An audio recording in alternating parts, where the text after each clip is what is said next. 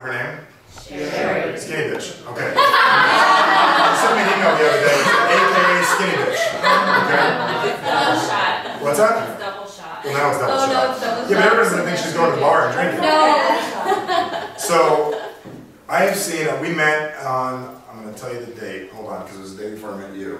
September 10th, 2008 on the phone. Same night I met you. See, I was in Deborah's house. I was in Deborah's room talking to you about call to action. I was actually in the bathroom because Tara was doing the action for me. So I went in the back. Deborah's got at her house, it was like a second side of it, and I went back towards the bathroom. I started talking to you in like this little quiet place. And I was talking to you about it, and you kept on talking about the mountain and what you were going to do. And Like 20 to 10 at night. 20 to 10 at night. We just got off a call for her company. And we're all excited about it. And this. You know, Mountain Mama's my name. And I'm like, Mountain Mama? I go, you're going to get along with Deborah, because Deborah used to call me that all the Deborah, time. do you know Mountain Mama from Camelback? Deborah's friends with one of these women that are neighbor, or one of her friends, a lady that makes the mountain shirts. What's her name? Lisa. Lisa. Kravitz. Yeah. Yeah, Lisa's friend. So it's all like this whole connection with mountain people. And I'm thinking, I've only been up there about 8 times in my whole life. So I don't know much about it, but what I've seen happen in the last year for so many of you guys, but some of you have really stepped up and really, like, from growing your practice to taking ownership of your life to making decisions to increase your relationships to headed to be married, all kinds of stuff, crazy stuff's happening. It's just exciting watching people, just known you a year, just watching people grow, yet what you've been doing over the last year, it's crazy. In a market with financial planning and insurance and mortgage and all that stuff that's dropped to the floor, making more money, making things happen, losing part of her, you know what I'm saying, it's never coming back, just kicking ass and taking names. So you guys have all been phenomenal. It's nothing about the Cherie show, but I just want to turn you guys over to Cherie show, and I just want to turn it over to you, and you got some great stories you want to share. And I saw some pictures on the internet with Chris. Were you in those pictures too? Were you there? No. With you guys on top of the world, like a Rocky thing. It's awesome. Oh yeah. I don't know what you guys are doing. You guys are doing going crazy. So I'm going to turn over to you. You want to share? And before one more thing I want to add. She used her coaching time for leadership with me, and said, "Hey Mike, I'm really scared of public speaking." And this is 3 months ago. Like, not scared. Like, I can't do it. Do you guys get it? Like, fearful, scared. She pictured horrible things happen, demonic plagues coming in and killing her. It was awful. I couldn't get her to speak in public. And then we did a 45-minute exercise, and well, you just tell me if she's the same person anymore. So turn the floor over to you, everybody. Thanks, Michael. I really owe it all to you. Well, you did all the work. It's amazing. I was trying to think when Deborah asked me to talk 20 minutes. I'm like, 20 minutes? I've never talked 20 minutes. How in the hell am I going to talk 20 minutes? And I wanted something that would really hit home with all of you.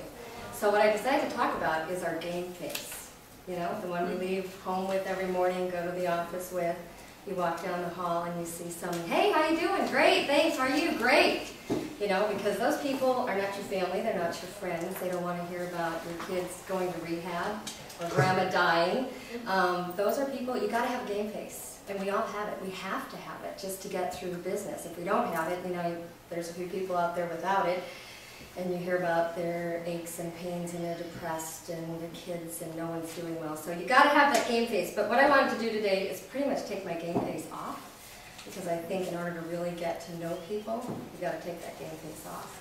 So that's what I wanted to share, just a little bit about me. And I'm going to start with my girls. I think all of you know I have 3 great kids.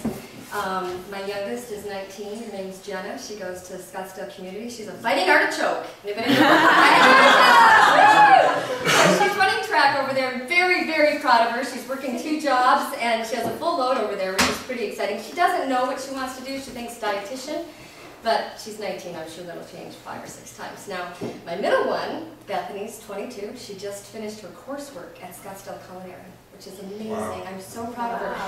And we all know the resort business here in town in summer, July and August. I mean, they cut people, their minimum staff, and Bethany's working 50 to 60 hours a week. Wow. She's the only one authorized to do overtime with them. She works at the Marriott out on Deer Valley. And so proud of her. Again, she's going to school 35, 40 hours a week, and working 60 hours a week. It's amazing. She's just truly amazing. She's going to go back and get her master's in January. And just really proud of my girls. Really proud of them. Then I have a 29-year-old, which is my challenge. I think Brooke is the only one I've shared this with, because it's been difficult for me. And I just want to share this because so many of us have challenges and we put that game face on and it's like, you know, everything's okay and we need that. But I have a 29-year-old who's out to prove me wrong or something. She doesn't want to work. Doesn't want to work, doesn't want to go to school, and she just thinks she's going to get through life. And I'm not sure how she's doing it, but she's been doing it for 10 years. She's found really good people to take care of her at church, friends, whatever. She's got a great story. I'm in between jobs and I want to go back to school. That's her story. She's 29 years old. She's never made more than $13,000 in a year. She's never had a 40-hour work week. Very difficult, but something, I don't know I could have done this without you, Michael, because this year she came back to me in March and asked to move home. It was the most difficult thing I've ever had to do in my life, and any of you who are parents will either hopefully not go through this or have gone through it. I said no. And on the outside I have a great life. I've got a 4,200 square foot house, 5 bedrooms, 3 are empty. I could put her anywhere. But I said no. So the next day I got an email from her and said, "Dear Mom, I want you to know I'm safe. I'm okay. Found a great couple at church to take me in." And the next day they took me to a homeless shelter downtown on 19th Avenue in Adams. And I wrote her an email back, because that's her only means of communication right now, because she doesn't have a phone. I said, "Dear Christina, I love you more than anything in the world. And I've always wanted so much more for you than what you've ever wanted for yourself. And as hard as this is for me,